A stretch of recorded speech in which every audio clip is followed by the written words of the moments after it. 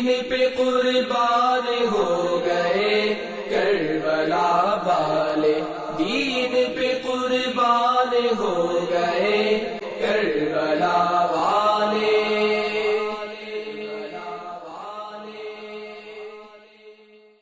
الحمد للہ رب العالمین، والصلاة والسلام علی سید المرسلین، اما بعد فاعوذ باللہ من الشیطان الرجیم، بسم اللہ الرحمن الرحیم۔ الصلاة والسلام علیک یا رسول اللہ وعلی آلک واصحابک یا حبیب اللہ۔ الصلاة والسلام علیک یا نبی اللہ وعلی آلک واصحابک یا نور اللہ۔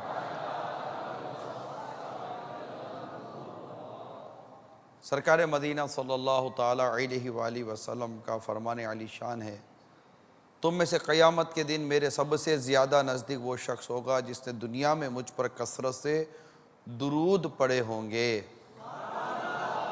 صلو علی الحبیب۔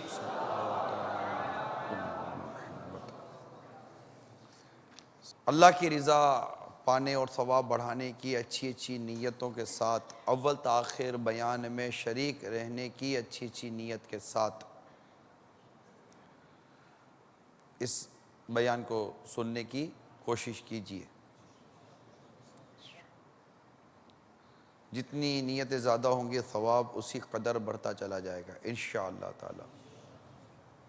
ہم واقعہ کربلا کے اس مضمون کے تحت، عنوان کے تحت روزانہ کچھ نہ کچھ مدنی پھول لے رہے ہیں۔ ہم اب تک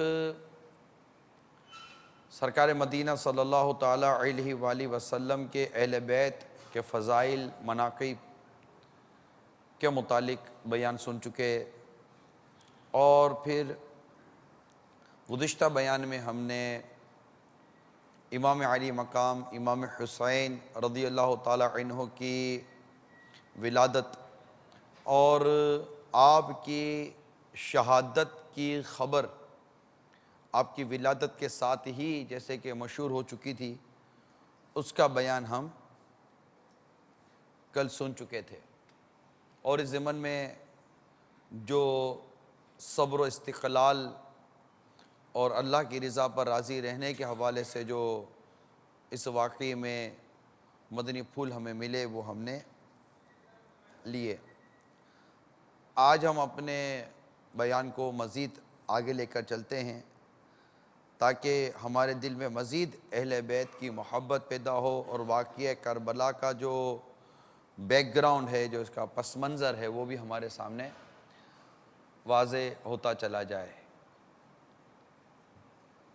کس زبان سے ہو بیاں عز و شان اہل بیت، کس زبان سے ہو بیاں عز و شان اہل بیت، مدح گوئے مصطفیٰ ہے مدح خان اہل بیت،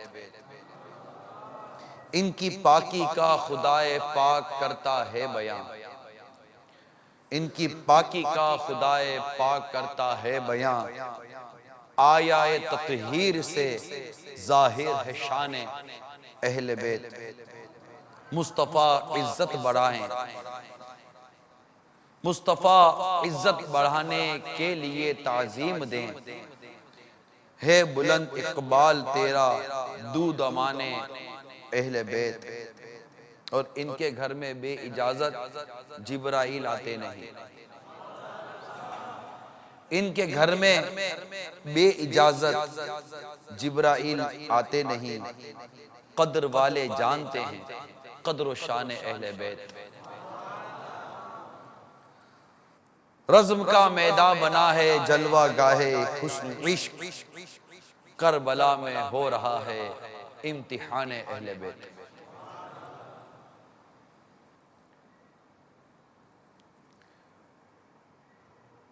واقعہ کربلا کو مزید آگے لے کر چلتے ہیں۔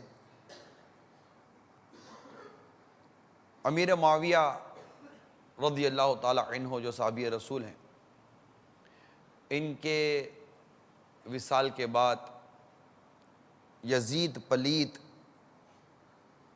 تخت نشین ہوا، تخت پر بیٹھا۔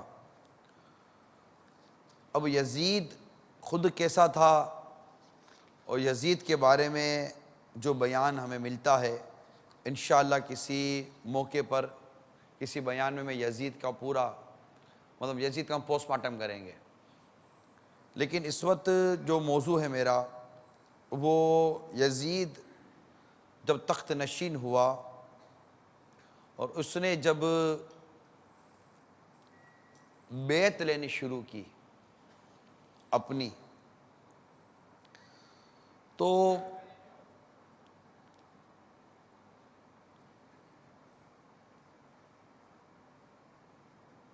مکتوب روانہ کیے۔ مدینہ طیبہ کا عامل جب یزید کی بیعت لینے کے لیے امام علی مقام امام حسین رضی اللہ تعالیٰ عنہ کی خدمت میں حاضر ہوا، تو آپ نے اس کے فسق اور ظلم کی بنا پر اس کو نااہل قرار دے دیا اور بیعت سے انکار فرمایا۔ اسی طرح حضرت زبیر رضی اللہ تعالیٰ عنہ نے بھی یہی عمل کیا۔ اس مقام پر استاد زمن برادر اعلی حضرت حضرت حسن رضا خان علیہ رحمت الحنان اپنی کتاب آئینہ قیامت میں جو اس واقعے کو نقل کرتے ہیں، آئیے میں پہلے اس کی بھی کچھ تفصیل آپ کو بیان کروں۔ انہوں نے اس کو بڑی وضاحت کے ساتھ یہاں پر نقل کیا۔ یہ میرے ہاتھ میں آئینہ قیامت ہے جو مکتوبۃ المدینہ کی مطبوعہ ہے، اور یہ وہ واقعہ کربلا پر عظیم کتاب ہے کہ خود اعلیٰ حضرت امام اہل سنت مولانا شاہ امام احمد رضا خان علیہ رحمت الرحمان سے جب ذکر شہادت سے متعلق سوال کیا گیا تو آپ نے جواباً ارشاد فرمایا، مولانا شاہ عبدالعزیز صاحب کی کتاب جو عربی میں ہے وہ یہ حسن میاں مرحوم میرے بھائی کی کتاب آئینہ قیامت میں صحیح روایات ہیں، انہیں سننا چاہیے۔ تو اس کو باقیہ کے متعلق آپ نے فرمایا غلط روایتیں بھی بہت ساری ہیں اور نہ سننا اس کا بہتر ہے۔ ملفوظہ شریف کے حوالے سے یہاں یہ بات نقل کی گئی۔ یہ اس لیے میں نے بیان کی تاکہ اس کتاب کی بھی اہمیت اور قدر و منزلت ہمارے پیش نظر رہے۔ چنانچہ جو کچھ لکھا گیا اس سے بڑے دل کے کانوں سے سنیے کہ کس انداز سے امام علی مقام سے بیعت لینے کا سلسلہ یزید پلید نے شروع کیا۔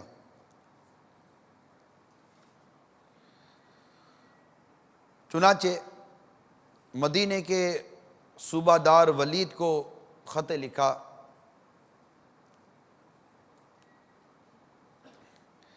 کہ حسین یعنی امام حسین رضی اللہ تعالی عنہ اور عبداللہ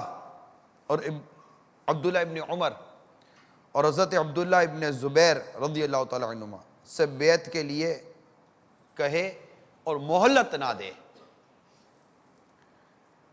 ابن عمر ایک مسجد میں بیٹھنے والے آدمی ہیں اور ابن زبیر جب تک موقع نہ پائیں گے خاموش رہیں گے۔ ہاں، حسین سے بیعت لینی سب سے زیادہ ضروری ہے کہ یہ شیر ہے اور شیر کا بیٹا موقع کا انتظار نہ کرے گا۔ خیر، جو صوبہ دار تھا وہ خط پڑھ کر اس نے پیغام بھیجا۔ امام علی مقام نے فرمایا چلو آتے ہیں۔ پھر حضرت عبداللہ ابن زبیر رضی اللہ تعالی عنہ سے فرمایا دربار کا وقت تو نہیں ہے، یہ بے وقت بلانے سے معلوم ہوتا ہے کہ کچھ ہو سکتا ہے۔ میں پورا خلاصہ عرض کر رہا ہوں۔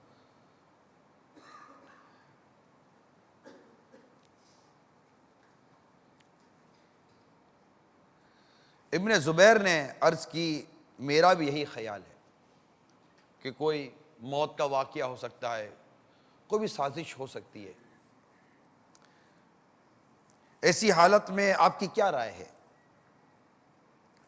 امام علی مقام نے فرمایا میں اپنے جوان جمع کر کے جاتا ہوں، ساتھیوں کو دروازے پر بٹھا کر اس کے پاس جاؤں گا۔ اس پر حضرت ابن زبیر رضی اللہ تعالیٰ عنہ نے کہا کہ مجھے اس کی جانب سے اندیشہ ہے، یعنی کہ یہ آپ کو کہیں نقصان نہ پہنچا دے۔ اصل میں امام علی مقام امام حسین رضی اللہ تعالیٰ عنہ کی چونکہ شہادت بچپن ہی سے مشہور تھی، لہذا یہ اندیشے رہتے ہی تھے، یہ اندیشے رہتے ہی تھے کہ کچھ کا کچھ ہو سکتا ہے۔ اور یزید سے چونکہ خیر کی توقع تھی ہی نہیں، یہ بدباطن تھا، فاسق و فاجر تھا، ظالم تھا۔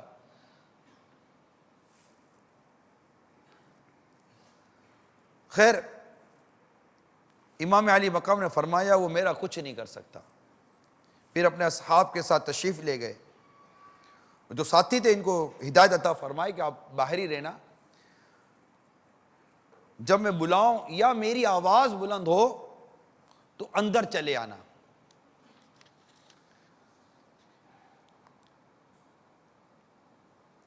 اور جب تک میں واپس نہ آ جاؤ کہیں جانا نہیں، یہ فرما کر آپ اندر تشریف لے گئے۔ ولید کے پاس مروان کو بیٹھا پایا کہ سلام دعا ہوئی، اور ولید نے خط پڑھ کر سنایا۔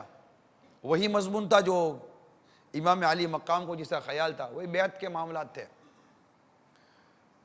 بیعت کا حال سن کر امام علی مقام نے بڑی خوبصورت بات ارشاد فرمائی، فرماتے ہیں مجھ جیسے چھپ کر بیعت نہیں کیا کرتے، سب کو جمع کرو، بیعت لو، پھر ہم سے کہو۔ اب اتنی جامع خوبصورت اور ایک بولڈ بات تھی نا، مطلب تو ولید نے اسی میں عافیت سمجھی کہ جی حضور بہتر ہے، اب آپ تشریف لے جائیے، یوں کر کے اس سے بات لپیٹ لی۔ مروان جو ساتھ بیٹھا تھا بولا اگر اس وقت انہیں چھوڑ دو گے اور بیعت نہیں لوگے تو جب تک بہت ساری جانیں نہیں جائیں گی یہ موقع بعد میں ہاتھ میں نہیں آئے گا۔ اب اس کو چڑھا رہا ہے، ولید کو مروان چڑھا رہا ہے کہ ان سے بیعت لو، اور اگر یہ بیعت کا انکار کرے تو یہی ان کی گردن اڑا دو۔ اب امام علی مقام امام تشناکام امام حسین رضی اللہ تعالیٰ عنہ نے اس کی بات سن لی، ارشاد فرمایا ابن زرقا تو یا وہ کیا مجھے قتل کر سکتا ہے؟ خدا کی قسم تو نے جھوٹ کہا اور پاجی پن کی بات کی۔ یہ فرما کر آپ تشریف لے گئے۔ مروان نے ولید سے پھر کہا دیکھ ایسا موقع بعد میں نہیں آئے گا۔ اب ولید نے کیا جواب دیا؟ کہا مجھے پسند نہیں کہ بیعت نہ کرنے پر امام کو قتل کروں، مجھے تمام جہاں کے ملک و مال کے بدلے میں بھی حسین کا قتل منظور نہیں ہے۔ میرے نزدیک حسین کے خون کا جس شخص سے مطالبہ ہوگا وہ قیامت کے روز اللہ تبارک و تعالیٰ کے سامنے ہلکی تول والا ہوگا، پھنس جائے گا، مر جائے گا وہ۔ اب جب مروان نے دیکھا کہ ولید تو یہ اہل بیت کی محبت میں اس طرح کی وہ اس کا انداز ہے، تو اس نے پھر پیترا بدلا، منافقانہ انداز اختیار کیا، ہاں ہاں ہاں چلو ٹھیک ہے ٹھیک ہے، یوں کر کے اس نے بات آئے گئے کہ رفع دفع ہو گیا اور بات یہیں ختم ہو گئی۔ دیکھیں امام علی مقام امام حسین رضی اللہ تعالی عنہ نے سارا معاملہ یہ بھانپ لیا۔ اچھا اب یہاں پر جو صد الافاضل مفسر قرآن خزانہ عرفان نے جو بات بیان کی ہے، یہ بات بڑی سمجھنے کی ہے۔ تاریخ کے بہت سارے صفحات پر جو مختلف قسم کے وسوسے تحریر ہیں، ان کا اس میں حل ہے۔ جواب یہ کہ حضرت سیدنا امام رضی اللہ تعالیٰ عنہ امام حسین رضی اللہ تعالیٰ عنہ یہ جانتے تھے کہ بیعت کا انکار یزید کو مشتعل کرے گا، اس پہ اشتعال پیدا کرے گا اور وہ جان کا دشمن ہو جائے گا اور خون کا پیاسا ہو جائے گا۔ لیکن امام کے جو دیانت و تقوی ہے وہ اس بات کی اجازت نہیں دیتا تھا کہ اپنی خاطر نااہل کے ہاتھ پر بیعت کر لیں، یہ ہو نہیں سکتا تھا۔ یعنی اس کے بارے میں لکھا ہے کہ جو جن کے ساتھ نکاح حرام تھا اس کے دور حکومت میں اس میں نکاح ہوتے تھے اور یہ سود وغیرہ عام تھا، اور اس بے دین نے اعلانیہ یعنی ان چیزوں کو رواج دے دیا تھا، رائج کر دیا تھا ان چیزوں کو، ایسا اس کا انداز تھا بڑا، مطلب اس کی انشاءاللہ میں آپ کو بیان کروں گا۔ تو اب ایسے بدباطین کے ہاتھ پر بیعت کیسے ہو سکتی تھی؟ ایسے فاسق و فاجر اور ظالم کے ہاتھ پر بیعت کیسے ہو سکتی تھی؟ تو امام علی مقام کی جو دیانت و تقوی اور جو ان کا عظمت و مرتبہ ہے، یہ اس بات کی اجازت نہیں دے سکتا تھا کہ اپنی جان کی خاطر نااہل کے ہاتھ پر بیعت کر لیں اور مسلمانوں کی تباہی اور شرائع احکام کی بے حرمتی اور دین کو جو نقصان پہنچے اس کی پرواہ نہ کریں۔ اور یہ امام جیسے جلیل الشان فرزند رسول سے کس طرح ممکن تھا؟ اگر امام اس وقت یزید کی بیعت کر لیتے، امام علی مقام امام حسین رضی اللہ تعالیٰ عنہ یزید کی بیعت کر لیتے تو یزید آپ کو بہت قدر و منزلت دیتا، مال و اسباب دیتا، آپ کی عافیت اور راحت میں کوئی فرق نہ آنے دیتا، دولت کا ڈھیر لگا دیتا۔ لیکن یہ سب کچھ ہوتے ہوئے اگر دوسری طرف دیکھیں تو اسلام کا نظام درہم برہم ہو جاتا۔ ہم کہتے ہیں نا کہ اسلام زندہ ہوتا ہے ہر کربلا کے بعد، اسلام کا نظام درہم برہم ہو جاتا اور دین میں ایسا فساد برپا ہو جاتا جس کا دور کرنا بعد میں گویا کہ ناممکن سا ہو جاتا۔ یزید کی ہر بدکاری کے جواز کے لیے امام کی بیعت یہ سند ہوتی اور شریعت اسلامیہ اور ملت حنفیہ کا نقشہ مٹ جاتا۔ یہ بیک گراؤنڈ امام علی مقام امام حسین رضی اللہ تعالیٰ عنہ نے جو یزید پلید کی ہاتھ پر بیعت نہیں کی، اس بیعت نہ کرنے کا یہ جو پس منظر ہے، اس کو ہمیشہ عاشقان صحابہ اور اہل بیت اپنے ذہن میں بٹھا کر رکھیں، یہ یاد رکھیے گا۔ حضرت امام میں حسین رضی اللہ تعالیٰ عنہ اور ابن زبیر رضی اللہ تعالیٰ عنہ سے بیعت کی درخواست اسی لیے پہلے کی گئی تھی کہ تمام اہل مدینہ ان کا اتباع کریں گے، کہ اگر ان حضرات نے بیعت کر لی تو پھر کسی کو تعامل نہ ہوگا۔ اب کیا ہوا؟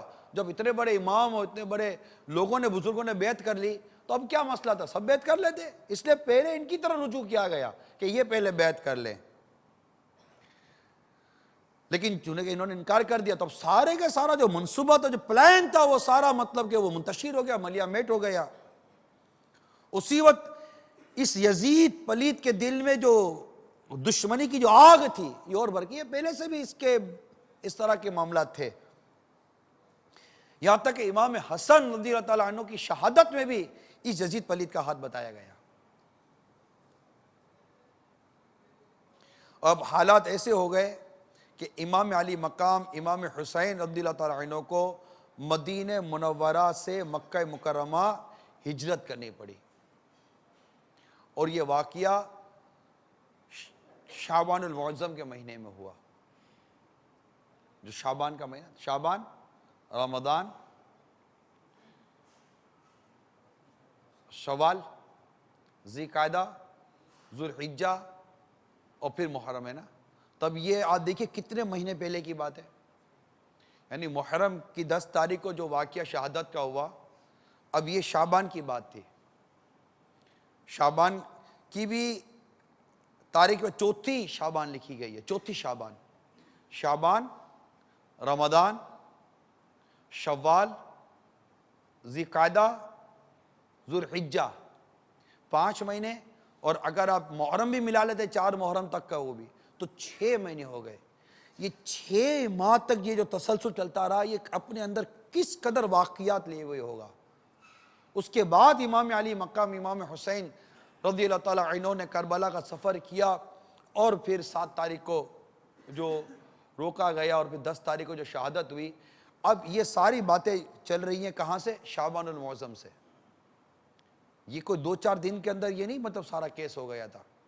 یہ تاریخ کا ایک بہت ہی اہم ترین پہلو تھا جو ہمارے پیش نظر ہونا چاہیے. اور اب میرے آقا امام علی مقام امام حسین رضی اللہ تعالی عنہ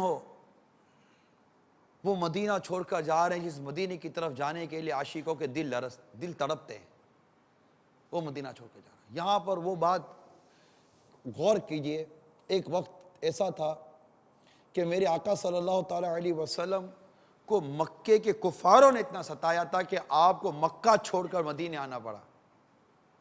اور آج مدینے میں رہ کر خود سرکار مدینہ صلی اللہ تعالی وسلم کے نواز امام حسین رضی اللہ تعالی عنہ کو اس قدر وہ دائرہ تنگ کیا گیا کہ اب آپ کو مدینہ ہجرت کر کے مدینے سے ہجرت کر کے مکہ مکرمہ جانا پڑ رہا ہے. کس طرح ایک مضطرب اور بے چین قلب لیے آپ بارگاہ رسالت میں حاضر ہوئے ہوں گے، اپنے نانا کی بارگاہ میں حاضر ہوئے ہوں گے، اپنے نانا کی بارگاہ سے رخصت چاہیے ہوگی. اور یہ کاروان اہل بیت کا یہ کاروان جو مدینہ منورہ میں سکونت اختیار کیے ہوئے تھا، رہائش اختیار کیے ہوئے تھا، جن کے وجود سے مدینے میں رہنے والوں کو رحمت و برکتیں کا حصہ ملا کرتا تھا، آج ان سب کے سامنے یہ سالار قافلہ اہل بیت کا یہ کارواں لے کر مدینہ منورہ سے ہجرت کر کے مکہ مکرمہ کی طرف سفر کر رہا ہے. کیوں؟ یزید پلید نے آپ کے لیے زمین تنگ کر دی تھی. اب جو اندیشے تھے وہ ہر ذی شعور سمجھ سکتا ہے. البتہ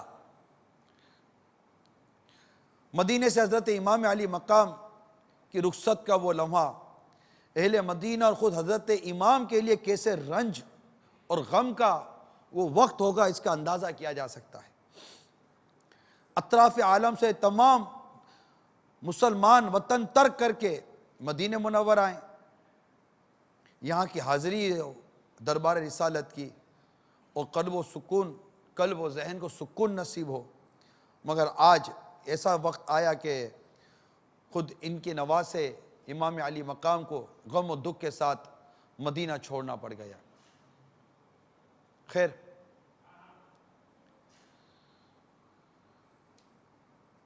یزیدیوں کی کوششوں سے اہل شام سے جہاں یزید کی تخت گاہ تھی، یزید کی رائے مل سکی اور وہاں کے باشندوں نے اس کی بیعت کی. اب اہل کوفہ کا یہاں کردار شروع ہوتا ہے. اہل کوفہ نے امام علی مقام امام حسین رضی اللہ عنہ خدمت میں درخواستیں بھیجی، کیونکہ ان کو یزید کے ظلم و ستم کا اندازہ تھا کہ یہ آدمی صحیح نہیں ہے. اس کا بھی ایک بہت بڑا بیک گراؤنڈ ہے. اور تشریف لانے کا درخواست کرتے رہے کہ اب ہمارے پاس تشریف لے آئیے، لیکن امام علی مقام انکار فرماتے رہے.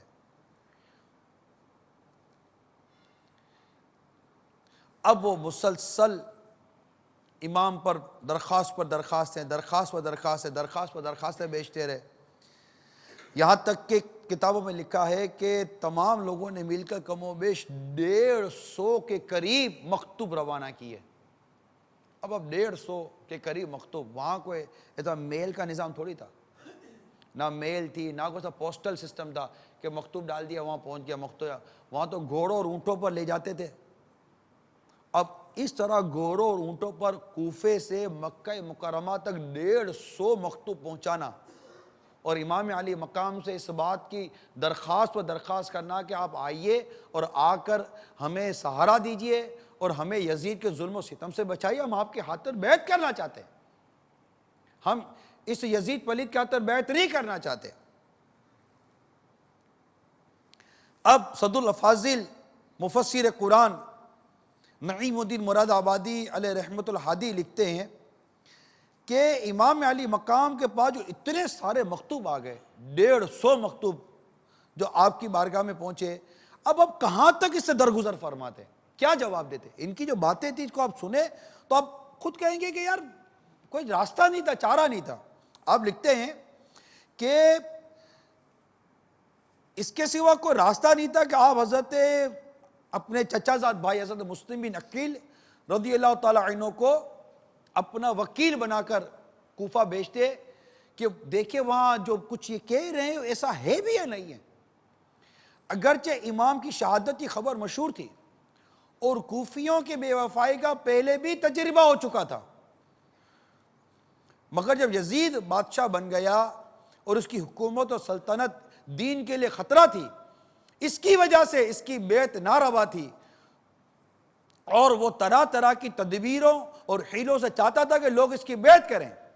ان حالات میں کوفیوں کا اپنا اور دیگر معاملات کا دفاع کرنا، یزید کی بیعت نہ کرنا اور امام علی مقام سے طالب بیعت ہونا، یہ سب امام پر لازم کرتا تھا کہ ان کی درخواست قبول فرمائیں۔ یہ یاد رکھیے گا، امام علی مقام پر یہ لازم کرتا تھا کہ ابھی ان کی درخواست قبول فرمائیں۔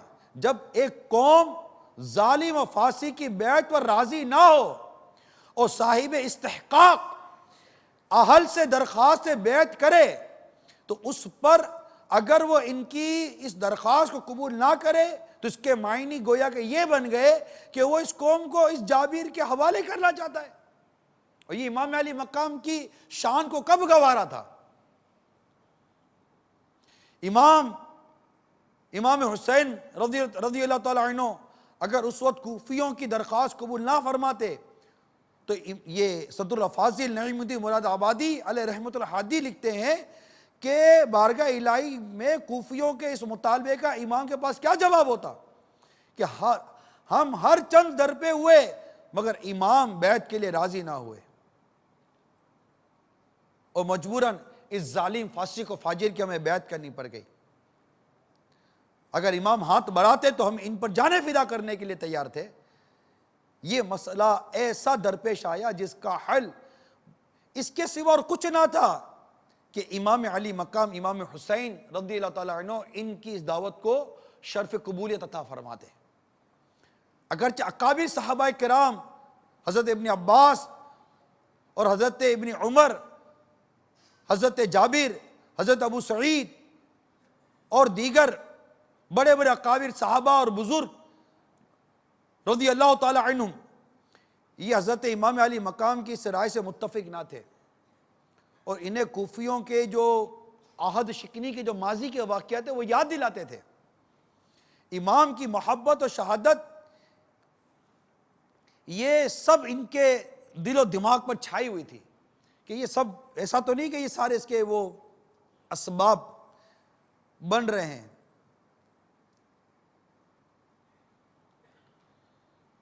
حضرت امام علی مقام امام حسین کے سامنے مسئلے کی صورت درپیش تھی کہ ان کی جو درخواست ہے اس کو روکنے کے لیے کوئی عذر شرعی کیا ہے۔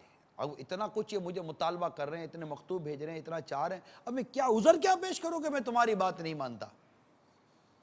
ادھر ایسے جلیل القدر صحابہ کے شدید اصرار کا لحاظ، ادھر اہل کوفہ کی درخواست، اب کرے تو کیا کرے۔ اب سوائے اس کے اور کوئی حل نہیں تھا کہ امام علی مقام امام حسین رضی اللہ تعالیٰ عنہ نے اپنے چچا زاد بھائی حضرت سیدنا امام مسلم بن عقیل رضی اللہ تعالیٰ عنہ کو اپنا وکیل بنا کر بھیجا کہ وہ جائیں اور وہاں جا کر حالات اور معاملات کا معائنہ کریں، پھر بتائیں کہ وہاں کی پوزیشن کیا ہے۔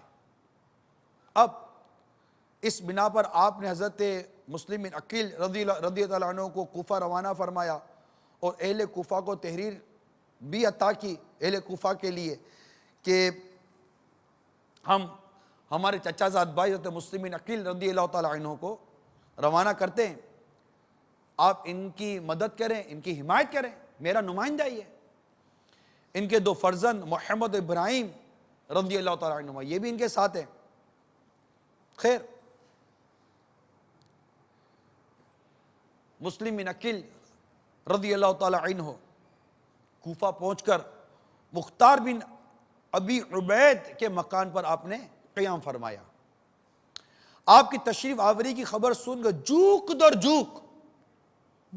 جوک مخلوق آپ کی زیارت کو آئی، اور دیکھتے ہی دیکھتے 12,000 سے زیادہ تعداد نے آپ کے دست مبارک پر امام علی مقام کی بیعت کر لی۔ 12,000 کی تعداد جمع ہو گئی. حضرت سیدنا مسلم بن عقیل رضی اللہ تعالیٰ عنہ نے جب اہل عراق یہ کوفے والوں کا یہ عقیدت، یہ محبت، یہ والیانہ انداز دیکھا، آپ سے رہا نہ گیا. آپ نے فوراً امام علی مقام امام حسین رضی اللہ تعالیٰ عنہ کو مکتوب بھیجا کہ جس میں یہاں کے سارے حالات اور معاملات لکھے اور درخواست کی کہ حضرت جلد تشریف لے آئیے.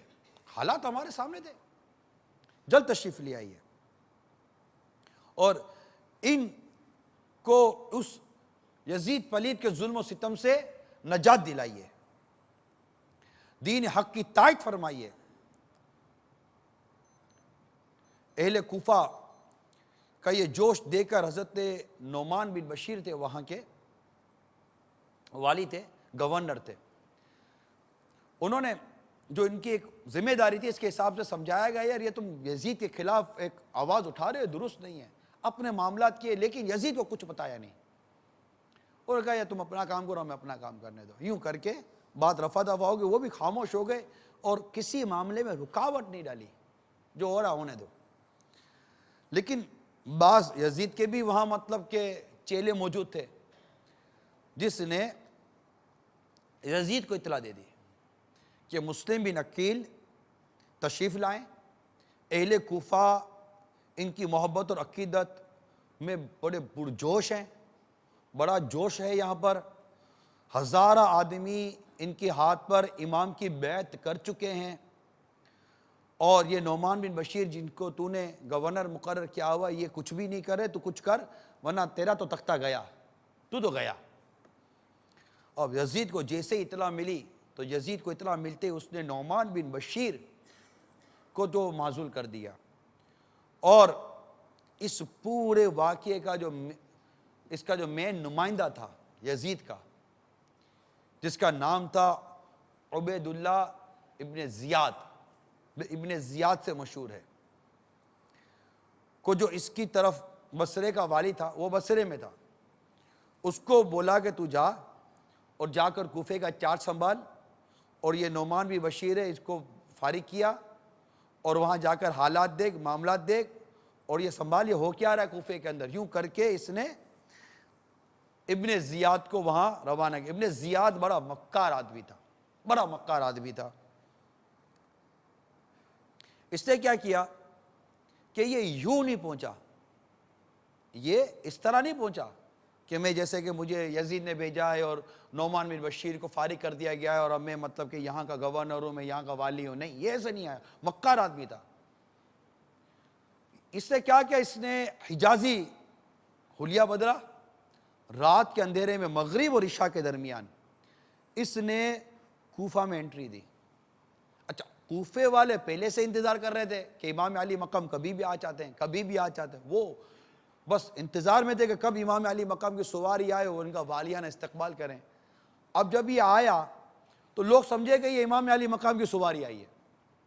اب وہ عقیدت و محبت کے ساتھ لپکے، مگر ابن زیاد اعلان نہیں کر رہا ہے، یہ اپنی سواری لیتا جو دارالعمارت تھی جہاں پر یہ گورنر کی جو جگہ تھی جہاں یہ رہتے تھے وہاں چلا گیا. اب لوگ سمجھے کہ یہ امام علی مقام رضی اللہ تعالیٰ عنہ کی سواری نہیں، یہ تو ابن زیاد آیا ہوا ہے. اب دیکھیں کیا ہوتا ہے. اب ابن زیاد نے اپنی مکاری کا جال بچھانا شروع کیا. جو اس کی جو افواج تھی، جو اس کے جو سپاہی تھے، اس کی ہائی کمانڈوں کو بلا لیا، ان کو زیر اثر لے لیا. کوفے کے جو بڑے بڑے رؤساء اور عمائدین تھے، بڑے جو اثر و رسوخ والے لوگ تھے، ان سب کو بلا کر قلعے میں نظر بند کر دیا. حضرت مسلم بن عقیل رضی اللہ تعالیٰ عنہ کو جب یہ خبر پہنچی کہ ابن زیاد آیا اور اس نے یہ حرکتیں شروع کر دی ہیں، آپ اپنے تمام ماننے والوں کے ساتھ دارالعمارت کا محاصرہ کر لیا. اس وقت تاریخی کتابوں میں لکھا ہے کہ آپ کے ساتھ 40,000 کی افراد تھے، 40,000 افراد تھے. ایک اشارہ کرتے سیدنا مسلم بن عقیل رضی اللہ تعالیٰ عنہ، یہ 40,000 مل کر اس دارالعمارت کی اینٹ سے اینٹ بجا دیتے، ابن زیاد کو کھاڑ کر پھینک دیتے. لیکن یہاں جنگ کرنی نہیں تھی، لڑنے تھوڑی کو آئے تھے. تو دین کو بچانے کے لیے آئے تھے، مظلوموں کی مدد کے لیے آئے تھے۔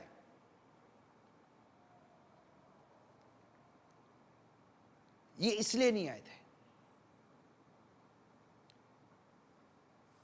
اگر اب نقشہ کچھ یوں ہوا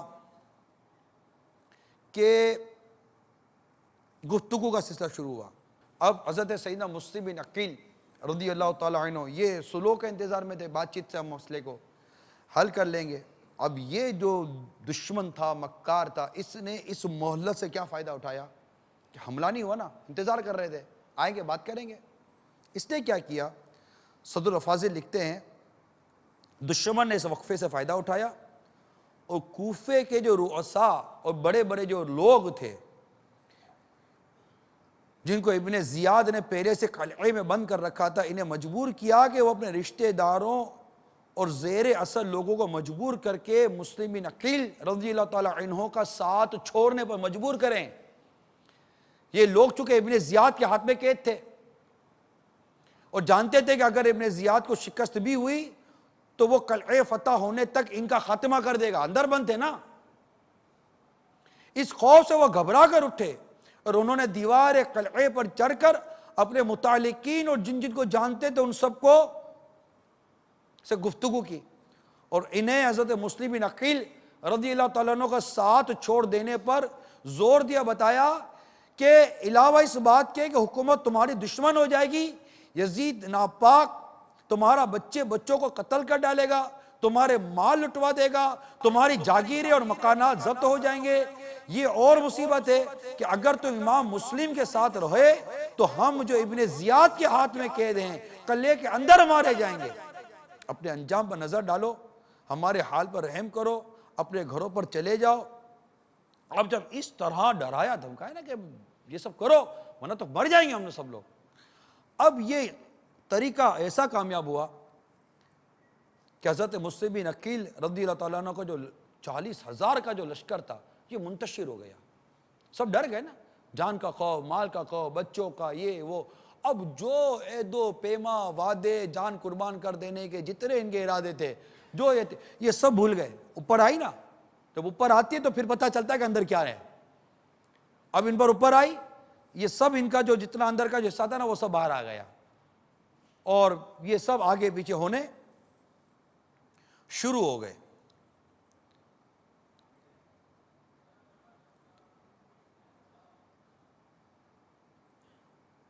جب شام ہوئی، حضرت مسلم رضی اللہ تعالیٰ عنہ نے مسجد کوفہ میں جس وقت مغرب کی نماز شروع کی تو آپ کے ساتھ 500 آدمی تھے۔ 40,000 میں محاصرہ کیا تھا، مغرب میں کتنے رہ گئے؟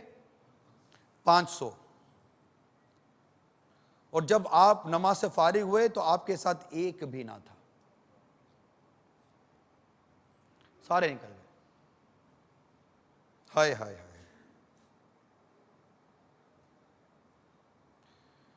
تمناؤں کے اظہار اور التجاؤ کے تومار سے جس عزیز مہمان کو بلایا تھا اس کے ساتھ یہ وفا ہے کہ وہ تنہا ہیں اور ان کی رفاقت کے لیے کوئی ایک بھی موجود نہیں۔